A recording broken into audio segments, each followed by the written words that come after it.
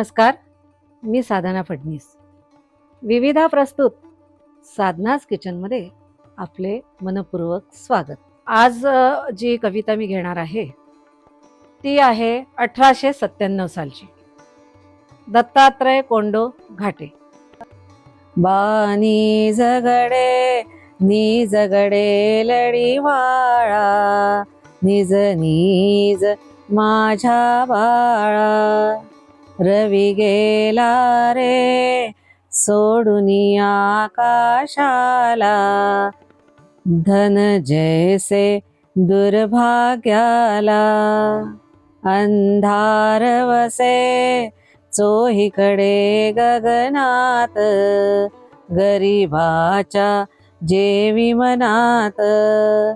बघत कोणी कसा निजला हा इहलोक, मम आशा जेवी अनेक. खडबड हे उंदीर करीती, कण शोधाया ते फिरती.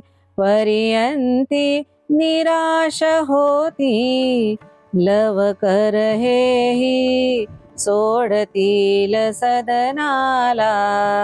गणगोत जसे आपणाला, बानी जगडे नी जगडे लढीवाळा, निज निज माझ्या बाळा, निज निज माझ्या बाळा. खूप मोठी ही कविता आहे, त्यामुळे मी एकच कडवं घेतलेलं आहे.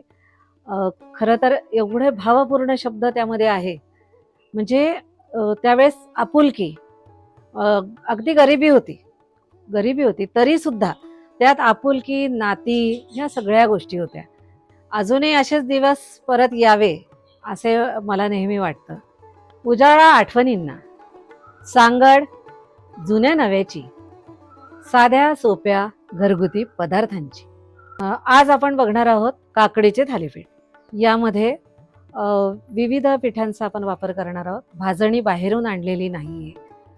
भाजणीचे न करता आपण घरात मध्ये ज्या वस्तू आहेत, डाळीचं पीठ, ज्वारीचं पीठ, गव्हाचं पीठ, यामधून आपण ही रेसिपी तयार करणार आहोत.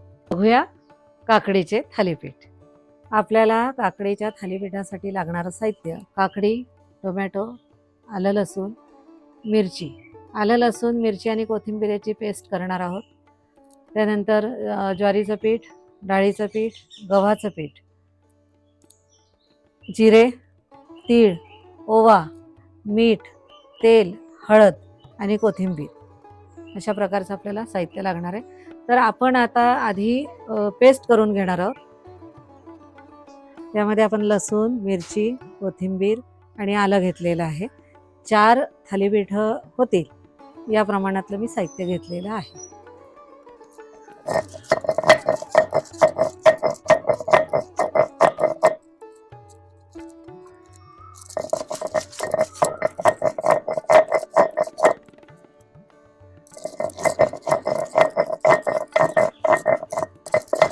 पाट्यावर आलं लसूण केल्यावर त्याच्या थालीपीठाला आणखी त्याची चव वाढणार आहे. आता मिक्सर आहे, मिक्सरमध्ये करतो आपण. पाटावर म्हणता आता वापरत नाही, मला आवडतं, त्यामुळे मी याची पेस्ट याच्यावरच रवंट्या पाट्यावरच करते. आता आपली चूल पेटलेली आहे. गरम तवा व्हायला हवा म्हणून आधी चूल पेटवून घेतलेली आहे. पुढील आपण पदार्थ बघूया. काकडी, टोमॅटो किसून घेतलेले, आलं लसणाची पेस्ट यातच आहे. आता आपण बाकीचे पदार्थ मिक्स करणार आहोत. प्रथम डाळीचं पीठ. आपल्याला आपल्या चवीनुसार किंवा अंदाजानुसार आपण हे घेऊ शकतो. त्यानंतर हे ज्वारीचं पीठ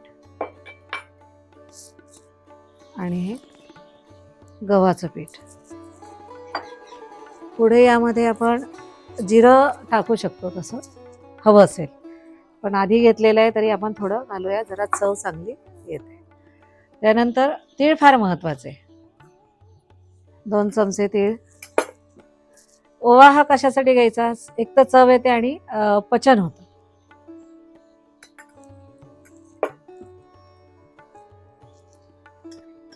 थोडी हळद आणि चवीनुसार मीठ. आता आपण मिक्स करणार आहोत.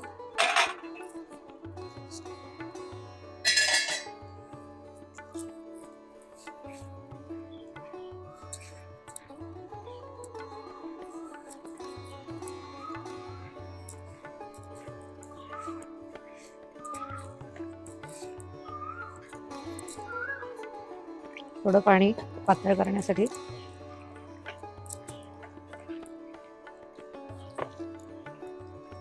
हा लोखंडी तवा असल्यामुळे याला थालीपीठ चिकटू नये, त्यामुळे मी थोडंसं तेल तव्यावर टाकलेलं आहे.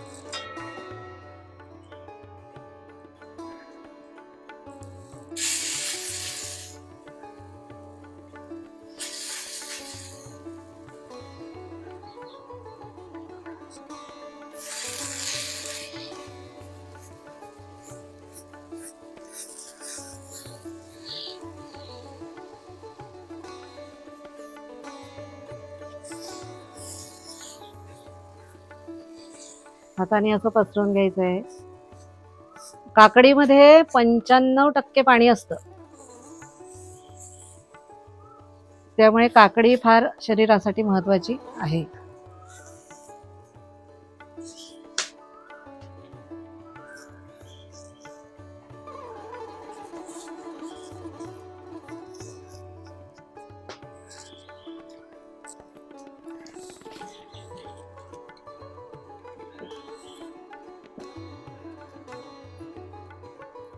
खूप बारीक बारीक होते.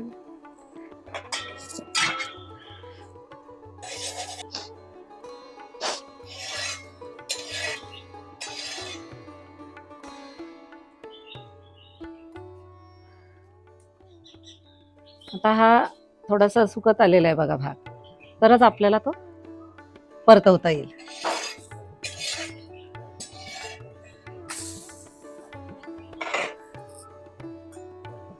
थोडंसं आणखी तेल, अगदी काही थेंब.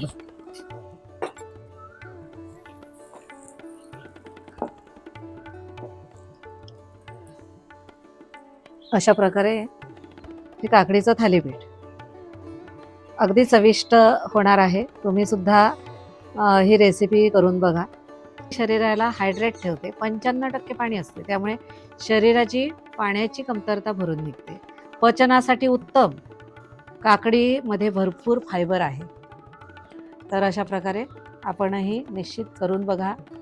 असेच गरमागरम थालीपीठं करा आणि मला कमेंटमध्ये कळवा. प्रत्येक वेळेस चुलीवरच केलं पाहिजे की चूल असेल नसेल, गॅसवर कुठेही केव्हाही स्टोवर करू शकता. थँक्यू. भेटूया पुढील रेसिपीमध्ये.